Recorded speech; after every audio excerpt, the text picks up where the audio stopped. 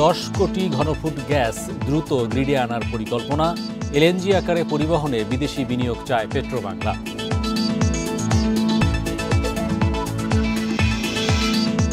ঢাকায় আসছে আইএমএফ প্রতিনিধি দল। পর্যালোচনা করবে ঋণের চতুর্থ ও পঞ্চম কিস্তির অর্থ ছাড়ের শর্ত।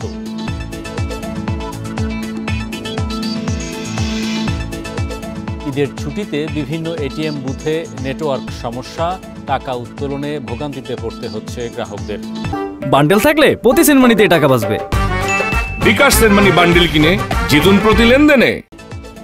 আমন্ত্রণ অর্থনীতি সারাদিনে আপনাদের সাথে আছি আমি হরি সাহা। শুনছিলেন শিরোনাম, এবার জানাবো বিস্তারিত। দেশে গ্যাস সংকটে ভুগছে বিদ্যুৎ ও শিল্প খাত। এই অবস্থায় ভোলার অব্যবহৃত 10 কোটি ঘনফুট গ্যাস জাতীয় গ্রিডে দ্রুত যুক্ত করতে চায় পেট্রোবাংলা। প্রতিষ্ঠানটি বলছে, ভোলার গ্যাস এলএনজি আকারে মেঘনাঘাটে আনার চেষ্টা চলছে।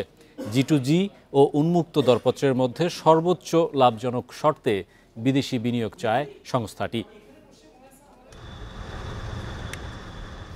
বর্তমানে দেশীয় গ্যাসের উত্তোলন নেমেছে 191 কোটি ঘনফুটে। আমদানির এলএনজি মিলছে 80 কোটি ঘনফুটের মতো। সব মিলিয়ে 270 কোটি ঘনফুট গ্যাস সরবরাহের বিপরীতে শিল্প, আবাসিক, পরিবহন ও বিদ্যুতে দৈনিক চাহিদা প্রায় 400 কোটি ঘনফুট। ভাসমান 2 এলএনজি টার্মিনালে আরও 25 কোটি ঘনফুট সরবরাহ বাড়ানোর সুযোগ থাকলেও ডলার সংকটে আমদানি ব্যাহত হচ্ছে। এ অবস্থায় ভোলার গ্যাস ব্যবহারে গুরুত্ব দিচ্ছে জ্বালানি বিভাগ। শাহবাজপুর ও ভোলা 2 গ্যাস ক্ষেত্রে 2 ট্রিলিয়ন ঘনফুটের বেশি মজুত রয়েছে। দৈনিক উৎপাদন সক্ষমতা 20 কোটি ঘনফুট হলেও স্থানীয় চাহিদা 7 কোটির মতো।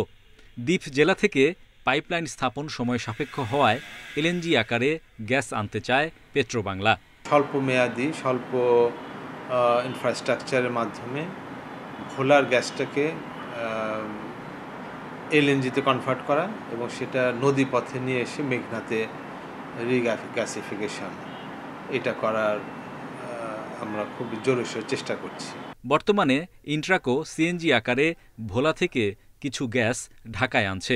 পেট্রোবাংলা চেয়ারম্যান জানান, অন্য কোনো প্রতিষ্ঠানও চাইলে এমন সুযোগ দেয়া হবে। তার মতে, উপযুক্ত প্রস্তাব পেলে এলএনজিতে রূপান্তরে কয়েক মাসের মধ্যেই ঠিকাদার নিয়োগ সম্ভব। নিজেরাও ধরেন চেষ্টা করছি যে ডকুমেন্ট তৈরি করার জন্য ডিপিপি, আবার আমরা জি2জির মাধ্যমে আনার ব্যাপারটাও প্রস্তাব পেয়েছি। এখন এগুলি নিয়ে কাজ হচ্ছে। যদি ভালো প্রস্তাব হয় 2-3 মাস এনাফ, বা 4 মাসের মধ্যে। দেশে ক্রমবর্ধমান গ্যাসের চাহিদা বিবেচনায় এলএনজি আমদানির সক্ষমতা বাড়াতে একটি এফএসআরইউ এবং 2টি ল্যান্ড বেসড টার্মিনাল স্থাপনে বিদেশি বিনিয়োগ আনারও চেষ্টা করছে অন্তর্বর্তী সরকার। মাতারবাড়ি এবং পায়রা। Hari Saha, independent news, Dhaka. 5 April ঢাকায় আসছে আইএমএফের প্রতিনিধি দল। 6 এপ্রিল থেকে টানা 2 সপ্তাহ বিভিন্ন সরকারি দপ্তরে বৈঠক করবে তারা। অর্থ মন্ত্রণালয় জানিয়েছে, আলোচনার মূলে রয়েছে ঋণের চতুর্থ ও পঞ্চম কিস্তির অর্থ ছাড়। অর্থ বিভাগ, এনবিআর, বিদ্যুৎ বিভাগ, বিদ্যুৎ উন্নয়ন বোর্ড, এনার্জি রেগুলেটরি কমিশন, জ্বালানি ও খনিজ সম্পদ বিভাগের সঙ্গে বৈঠকের কথা রয়েছে। বৈঠক শেষে 17 এপ্রিল প্রেস ব্রিফিং করবে সফররত আইএমএফের দলটি। 6 এপ্রিল এবং 17 এপ্রিল বৈঠক করবে অর্থ উপদেষ্টা সালেউদ্দিন আহমেদের সঙ্গে। $470 কোটি ঋণ কর্মসূচির চতুর্থ কিস্তি পেতে প্রথমবার হোঁচট খেয়েছে বাংলাদেশ। এ দফায় তা থেকে উত্তরণ ঘটাতে পারে। এজন্য ভর্তুকি কমানো, বিদ্যুতের দাম বাড়ানো, মুদ্রা বিনিময় হার বাজারের ওপর ছেড়ে দেওয়ার মতো অজনপ্রিয় সিদ্ধান্ত নিতে হবে বাংলাদেশকে।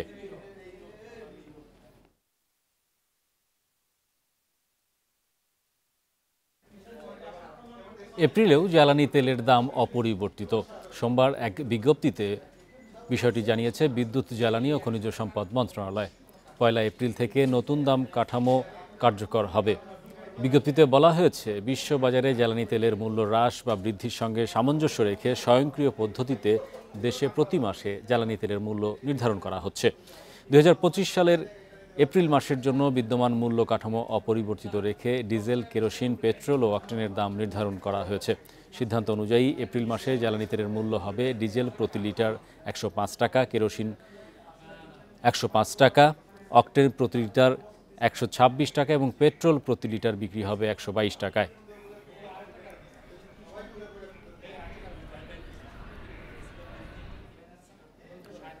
ঈদের টানা ছুটি, বন্ধ ব্যাংক সহ বিভিন্ন অফিস। এ সময় নগদ টাকা তুলতে অন্যতম ভরসা এটিএম বুথ। গ্রাহকদের অভিযোগ, নেটওয়ার্ক সমস্যার কারণে রাজধানীর কোনো এটিএম বুথে টাকা তোলা যাচ্ছে না। তবে বাংলাদেশ ব্যাংক জানিয়েছে, বুথের নেটওয়ার্ক ঠিক রাখতে সংশ্লিষ্টদের নির্দেশ দেওয়া হয়েছে। ব্যাংক বন্ধ থাকায় ঈদের ছুটিতে গ্রাহকের নগদ টাকা তোলার অন্যতম ভরসা এটিএম বুথ। দিনরাত 24 ঘন্টা ব্যাংকের বিকল্প হিসেবে গ্রাহকরা টাকা লেনদেন করতে পারছেন। তবে কিছু এটিএম বুথে পর্যাপ্ত নগদ টাকা থাকলেও নেটওয়ার্ক সমস্যার কারণে অনেকেই টাকা তুলতে সমস্যায় পড়ছেন। গ্রাহকের অভিযোগ, কিছু ব্যাংকের বুথ সংকট রয়েছে, তাই অতিরিক্ত চার্জ দিয়ে অন্য ব্যাংক থেকে টাকা তুলতে হচ্ছে। তবে ঈদসহ বিশেষ উৎসবে টাকার লেনদেনের সীমা বাড়িয়ে দেওয়ার আহ্বান তাদের। আমাদের চিকিৎসার জন্য টাকার প্রয়োজন, টাকা তুলতে তখন পাই না, টাকা মেরামতের কোনো শেষ নাই আমাদের। ব্যাংকের বুথ ওই ব্যাংকের হলে ভালো হয় আর কি। আমার তোমার অন্যথায় অন্য ব্যাংকের বুথ থেকে টাকা উঠাইতে হয়, এই চার্জ দিতে হয়। টাকার যে অ্যামাউন্টটা যেটা দেয় এটা একটু যদি বাড়িয়ে দিত ওনারা, তাহলে আমাদের জন্য আরও সুবিধা হতো। এখন ঈদের জন্য ব্যাংক সব বন্ধ, আর টাকাটা না তুলতে পারলে আসলে আমাদের অনেক ক্ষতি হয়ে যায়। সারা দেশে প্রায় 13,000 এটিএম বুথ রয়েছে। এসব বুথের নিরাপত্তা দিতে ঈদের ছুটিতে কাজ করছেন নিরাপত্তা কর্মী। অনেক সময় দেখা গেছে নেটের প্রবলেম হয়, তখন কার্ড দিছে কিন্তু নেটের প্রবলেম হয়েছে, কার্ড আটকে যায়, হয়তো বা আপনার টাকাটা নিতে পারছে না। এটিএম খোলার সিস্টেম আছে, এগুলো আমাদের স্যারে বলছে মাঝে মধ্যে খেয়াল রাখবেন, কোনো কাস্টমার জন্য 2-3টা বেশি ঢুকে না। অনেকে যারা আসে সবাই তো কাস্টমার না, কেউ দান্ডাবাজ হইতে পারে, সন্ত্রাস হইতে পারে, এগুলো বিষয়ে খুব কড়াভাবে দেখতে হয়, খেয়াল করতে হয়। বাংলাদেশ ব্যাংক বলছে, প্রতিটি ব্যাংকের শাখা ও এটিএম বুথের নিরাপত্তা জোরদার করার নির্দেশনা দিয়েছে। তবে নেটওয়ার্ক সমস্যায় কিছু এটিএম বুথে টাকা পেতে গ্রাহকের সাময়িক সমস্যা বলে জানান বাংলাদেশ ব্যাংকের মুখপাত্র। অধিক সংখ্যক মানুষ একই সাথে কেউ কার্ড পাঞ্চ করছে কেনা পস মেশিনে, কেউ এটিএম থেকে টাকা উঠাচ্ছে, নেটওয়ার্কের উপর একটা বাড়তি চাপ সৃষ্টি হওয়ার সম্ভাবনা রয়েছে। এই কারণে হয়তোবা গ্রাহকরা টাকা উঠাতে পারছে না। কেনাকাটা সহ বিভিন্ন প্রয়োজনে অনেকেই ব্যাংকের এটিএম ছাড়াও এমএফএস বা মোবাইল ফিন্যান্স সার্ভিসে লেনদেন করছেন। Shafil Alam Sujan, independent news, Dhaka. ঈদ আনন্দের অন্যতম অনুষঙ্গ নতুন সিনেমা। এবার ঈদ উপলক্ষে বাংলাদেশের 6টি সিনেমা মুক্তি পেয়েছে। বেশ বড় বাজেটের এই ছবিগুলো এসেছে সিনেমা হলগুলোতে। এ বিষয়ে বিস্তারিত জানাতে আমাদের সঙ্গে মিরপুর থেকে যোগ দিচ্ছেন সহকর্মী হাসান মিসবা। মিসবা, সিনেমা হলগুলোতে কেমন দর্শক উপস্থিতি আপনি লক্ষ্য করেছেন?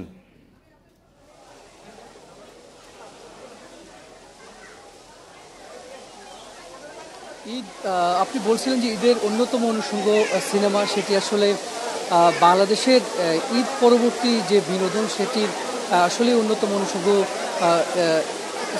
ছিল একটা সময় চলচ্চিত্র। সেটি মাঝখানে কিছুটা ভাটা পড়েছিল, ভালো সিনেমা না থাকবার ফলে অনেক হল বন্ধ হয়ে গেছে এবং সেটি আবার নতুন করে ফিরেছে। অর্থাৎ এইবার 6টি সিনেমা মুক্তি পেয়েছে। সেই সিনেমাগুলোর মধ্যে যদি বলি, দাগি এবং বরবাদ বিপুল দর্শক টেনেছে। এই মুহূর্তে আমি আছি মিরপুরের একটি সিনেমা হলের ভেতরের অংশে। আপনারা দেখতে পাচ্ছেন যে যারা টিকিট কেটেছেন তারা সিনেমা দেখবেন একটু পরে, তারাই এসে ভিড় করছেন এবং আজকে নতুন করে কেউ আসলে টিকিট কাটার সুযোগ পাচ্ছেন না, অর্থাৎ হাউসফুল। আগামীকালকের টিকিটও শেষ হয়ে গেছে। অর্থাৎ এখানে একটি উৎসব মুখর পরিবেশ।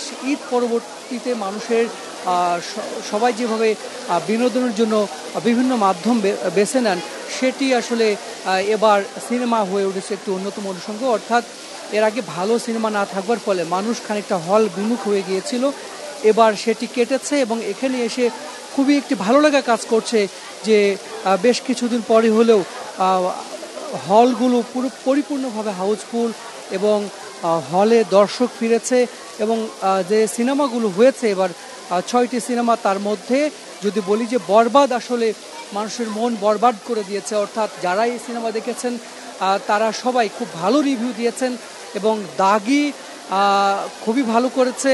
আমরা সাধারণত নিশোকে ছোট পর্দার অভিনেতা হিসেবে জানি, এই সিনেমায় নিশো এবং তমিম যে অভিনয় করেছেন তারা দর্শকের মনে দাগ কেটেছেন। নিশো সাধারণত যে অভিনয় করে থাকেন তার বাইরে এসে এই সিনেমাটিতে অসম্ভব ভালো অভিনয় করেছেন এবং একটি ভালো গল্পের সিনেমা হচ্ছে দাগি। পাশাপাশি জঙ্গলিও অনেকগুলো সিনেমা হলে মুক্তি পেয়েছে। সিয়াম এই ছবিটিতে অভিনয় করেছে এবং সিয়ামও দুর্দান্ত অভিনয় করেছে এবং ভালো গল্প। সব মিলিয়ে এবারে ঈদে আসলে হলগুলোতে, সারা বাংলাদেশের যে সিনেমা হল সেই হলগুলোতে দর্শক ফিরেছে এবং ঈদে মানুষ সাধারণত বিভিন্ন ধরনের বিনোদন কেন্দ্র বা বিভিন্ন মাধ্যমে তারা এই ঈদটাকে উপভোগ করার চেষ্টা করে।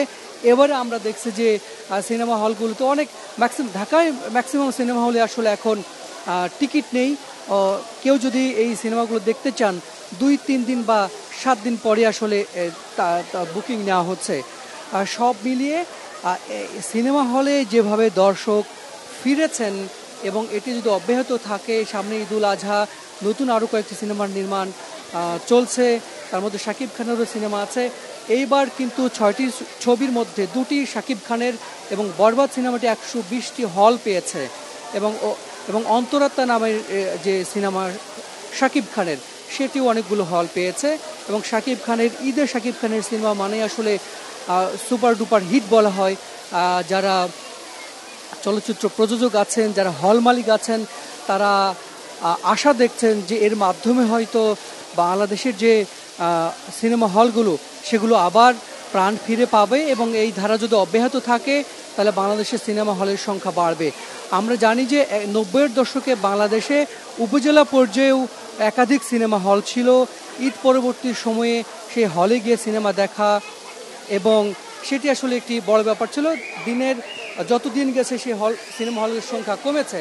তো সব মিলে এখন ভালো সিনেমা হচ্ছে, দর্শকরা হলে আমাদের সঙ্গে যুক্ত হওয়ার জন্য সত্যি এটা খুশির খবর যে ঈদ কেন্দ্র করে ঢাকাই সিনেমায় কিন্তু আবারও সুবাতাস ফিরতে শুরু করেছে। এই ছিল আজকের অর্থনীতি সারাদিনে। ইন্ডিপেন্ডেন্ট টেলিভিশনের সব খবর জানতে চোখ রাখুন ফেসবুক, ইউটিউব এবং এক্সে। আমন্ত্রণ আমাদের পরের আয়োজনে।